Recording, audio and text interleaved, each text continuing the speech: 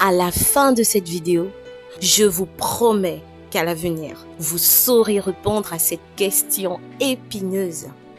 La dîme est-elle toujours d'actualité? Afin de savoir si la dîme, elle est toujours d'actualité, il importe de répondre à la question de savoir si la dîme est oui ou non rattachée à la loi de Moïse ainsi qu'au sacerdoce lévitique. Ce qu'il importe de savoir, c'est que à la création, on ne savait même pas ce qu'était la dîme. On n'avait aucune notion de la dîme. C'est la raison pour laquelle des hommes tels que Noé, tels que Enoch, ils n'ont pas eu besoin de payer la moindre dîme pour être déclarés justes par Dieu. Mieux, pour être bénis de Dieu. Puis, lorsque Abraham arrive, c'est à ce moment que pour la première fois, on entend le mot dîme. Et alors que beaucoup, ils veulent rattacher la notion de la dîme à la personne d'Abraham, parce que rappelez-vous, Abraham, il a rencontré le souverain sacrificateur Melchisédek à qui il a donné la dîme. Et donc, alors que beaucoup, ils aimeraient rattacher la notion de la dîme à cette action d'Abraham et non à la loi de Moïse, il importe de savoir ce que les Écritures disent par rapport à la question. Dans Hébreux au chapitre 7 au verset 9 à 10, on nous dit que Lévi qui perçoit la dîme l'a payé par Abraham du fait qu'il était dans les reins d'Abraham quand il donnait la dîme au souverain sacrificateur Melchisédek. Cela veut dire que lorsque Abraham il a donné la dîme à Melchisédek, non seulement il ne l'a fait qu'une fois, mais aussi Abraham ne l'a pas fait pour lui. C'était afin d'institutionnaliser le sacerdoce lévitique. C'est-à-dire que Abraham, il a payé le droit de la tribu de Lévi de percevoir la dîme auprès des autres tribus, notamment les 11 autres tribus d'Israël. Et donc ce n'était pas anodin que les figures du sacerdoce lévitique soient Moïse et Aaron, parce qu'ils étaient tous deux issus de la tribu de Lévi. Et dès lors, Hébreux 7, au verset 11 à 12, de surenchérir sur la question en disant, je cite, « Si donc la perfection avait été possible par le sacerdoce lévitique, car c'est sur ce sacerdoce que repose la loi donnée au peuple, qu'était-il encore besoin qu'il parût un autre sacrificateur selon l'ordre de Melchisédek et non selon l'ordre d'Aaron? Car le sacerdoce étant changé, nécessairement aussi il y a un changement de loi. Ceci démontre et signifie juste que la loi de Moïse, ainsi que l'ordonnance de la dîme qu'elle a consacrée, n'était pas parfait. Sinon, il n'aurait pas été besoin de la changer, de changer le sacerdoce lévitique, de changer la loi de Moïse, afin qu'elle soit remplacée par la grâce. Si la loi de Moïse ainsi que ses ordonnances était parfaite, on n'aurait pas besoin de changer la loi, car rappelez-vous, Romains 10 au verset 4 nous dit que Christ est la fin de la loi pour la justification de ceux qui croient. Parce que la loi de Moïse, dans ses ordonnances, elle consistait à maudire et à condamner quiconque violait un seul iota de ses prescriptions. Si les sacrifices de la loi, dont la dîme, n'ont pas survécu à Christ, il y a deux raisons.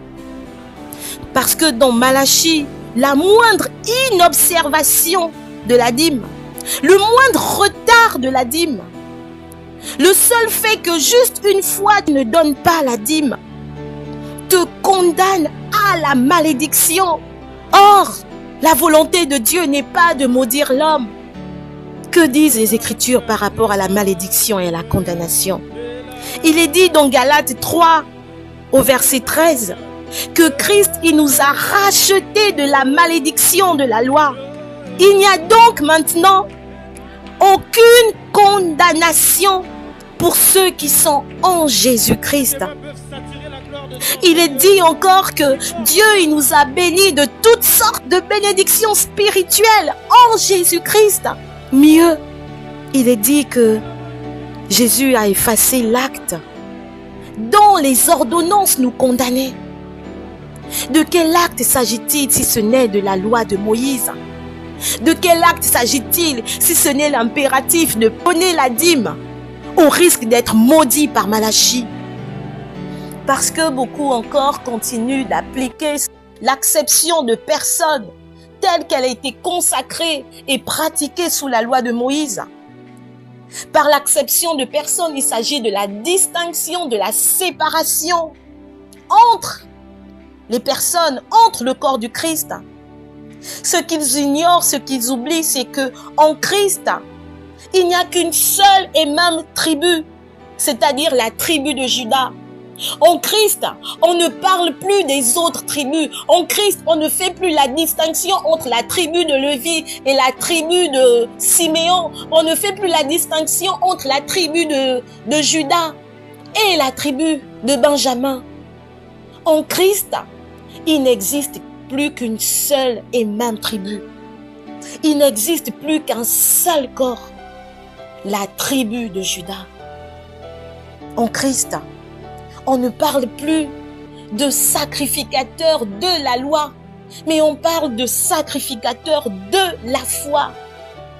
Depuis que nous sommes sous la grâce et que nous ne sommes plus sous la loi, Apocalypse 1, verset 5 à 6 nous dit que Dieu a fait de nous un royaume de sacrificateurs. C'est-à-dire qu'en Christ, le terme lévite n'existe plus. On est tous des sacrificateurs. Et encore, si d'aucuns voudraient continuer à appliquer la loi de Moïse, selon laquelle on doit donner la dîme, laissez-moi vous dire que les sacrificateurs, ils ne donnent pas la dîme. La seule chose que les sacrificateurs donnent, c'est la dîme de la dîme. Et ça, ils ne la donnent qu'aux souverains sacrificateurs. Et nous, qui sommes de la tribu de Juda, notre souverain sacrificateur, il s'appelle Jésus-Christ. Le souverain sacrificateur, ce n'est pas le pasteur, ce n'est pas un archibishop, ce n'est pas un évêque. C'est Jésus-Christ. Parce qu'en Christ, nous ne sommes plus sous la loi, mais nous sommes sous la grâce. C'est la raison pour laquelle, de la même manière que dans l'ordre de passage des enfants de Jacob, Judas est celui qui vient après Lévi. De la même manière, la grâce vient après la loi de Moïse. La libéralité vient après la dîme. Nous ne sommes plus tenus aux mêmes règles du temps de la loi de Moïse. Nous ne sommes plus tenus aux mêmes prescriptions et ordonnances. La parole de Dieu nous dit dans 2 Corinthiens 9 à 7 que chacun donne comme il a résolu en son cœur, sans tristesse ni contrainte. Il ne s'agit plus d'être tenu à un pourcentage, il ne s'agit plus d'une obligation de donner, sinon on sera frappé par la malédiction de Malachie.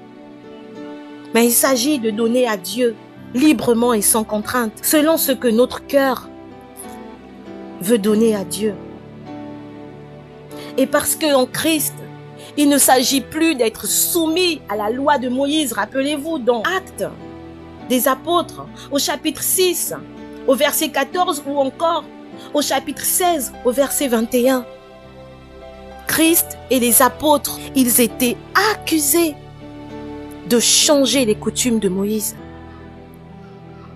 Et parce qu'ils n'étaient plus tenus, ils n'étaient pas tenus à la loi de Moïse.